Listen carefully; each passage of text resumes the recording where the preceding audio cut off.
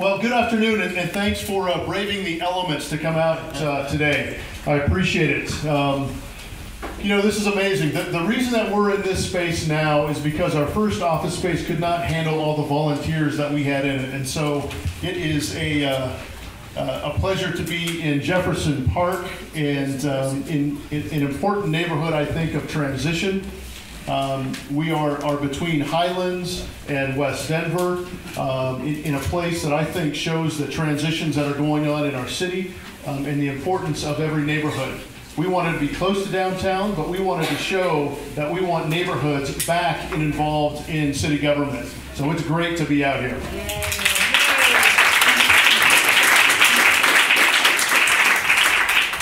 I would... Nice.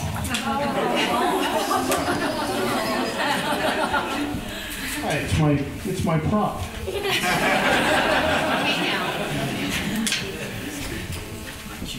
This is Riley. She's 15 months, and our third daughter. My wife Heather to my left here, and Moya is in front here. Wave, Moya. And Alejandra is right here to my right. So that is our family. And let me talk a little bit about another aspect of my family. So imagine 1934 when streets are unnamed in the city of Johnstown, Colorado, where one of 15 children has as her after-school work and summer work picking beets in the fields of northern Colorado, in the very hot sun of northern Colorado. And imagine that young woman, Ophelia Garcia, picking day after day and year after year and striking a deal with her siblings that they would help her with her share of the picking so she could continue to go to school and do her homework.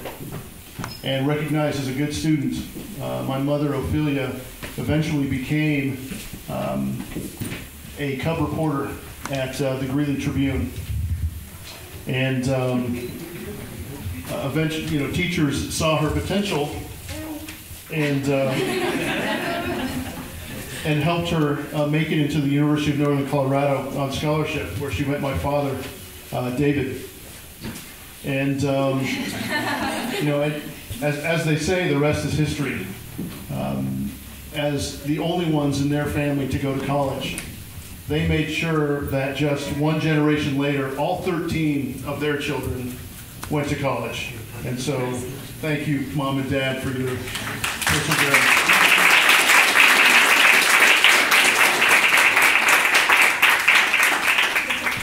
And you know, that story of my family is one of high expectations and determination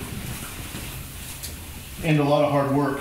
And it reminds me of the story of the birth of Denver. And going back to 1869, when the Transcontinental Railroad was being connected from the western United States to the eastern United States. And for a city like Denver, this should have been the end of our city and the end of Denver that was left out of this transportation hub, the only way to really connect to the rest of the country. Now that railroad went through Cheyenne, Wyoming instead of Denver, just bypassed Denver, and that should have been the end of this city. Yet Denverites, through the Board of Trade, looked at that and said, that's not okay with us, and that's not good enough for us as a city. We're going to build our own railroad, and we are going to connect Denver to Cheyenne, Wyoming, and thus Denver to the rest of the country.